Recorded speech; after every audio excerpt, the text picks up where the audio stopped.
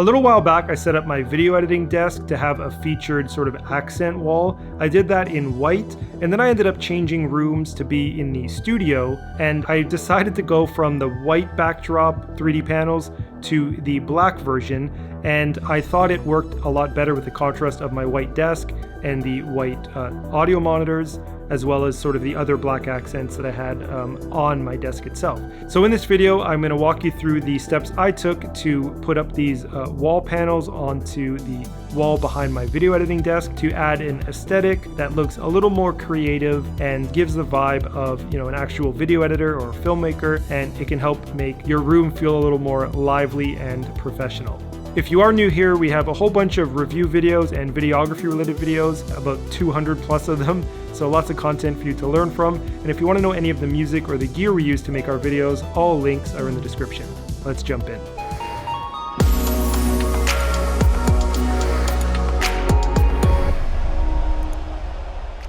These 3D texture wall panels are fairly cheap and lightweight, so they are a pretty good solution to quickly transform the look of your room. They're made of thin PVC, which is basically plastic, which means you can put them on the walls or the ceilings or really anywhere you want because they're not heavy. They won't put much stress on where you put them. And I'll leave a link in the description for the exact ones that I installed, because there are a few different ones and they're different sizes, and some are cheaper than others in terms of the build quality. I bought the ones that are larger, and I'm very happy with the way they look. Now, I should note these 3D panels don't do anything in terms of sound dampening or soundproofing.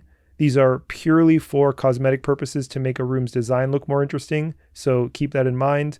Mom, Daddy, I really like the lights. What's your favorite part? That they change color? Yeah. This is Daddy's new office. Yeah. Are you gonna hang out with me sometimes? Yeah. Well, that's pretty cool. But I will miss you.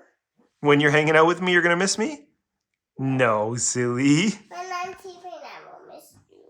Yeah, but that's okay. Then you can hang out with me in the office another time, right? What's your favorite part? My favorite part is, I've done told you, my favorite part is this thing that I'm touching.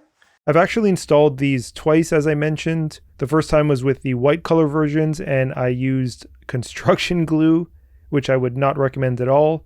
It was so messy and was way overkill. I don't think those things will ever come off, to be honest.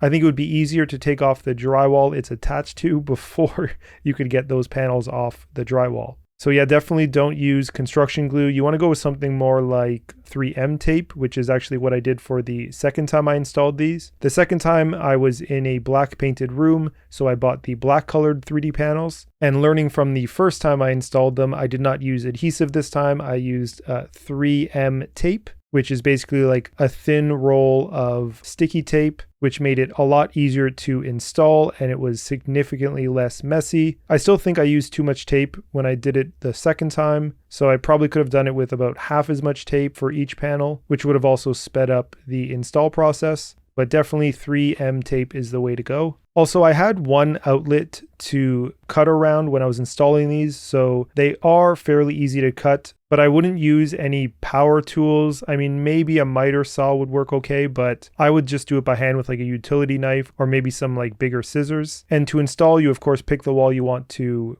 place these on. You visualize the total amount on the wall, you even do some measurements, which I would recommend to make sure that they will fit all on the wall. And in some cases, if you want to cover the entire wall, you'd have to cut some of them in half potentially. In my case, I didn't want to cut them at the very top, so I just let them end, and I thought it looked fine. So you essentially start taping, you place it, let's say at the bottom right or the bottom left, and then you build out from there until the entire wall is covered. And it took me about 30 minutes in total to do the entire wall. Once that was done, the entire room looked completely different, especially when you have the whole desk and everything set up in front of it, because it no longer becomes the feature of the room, but more of an accent wall. And that's pretty much the main reason why these look so great in a room, because they act as like an accent wall and make the whole room look better. Overall, I would highly recommend these ones. I love how they reflect light and how it adds a bit more depth and interest to the clips I've filmed for B-roll, and in general, just the aesthetics of the room.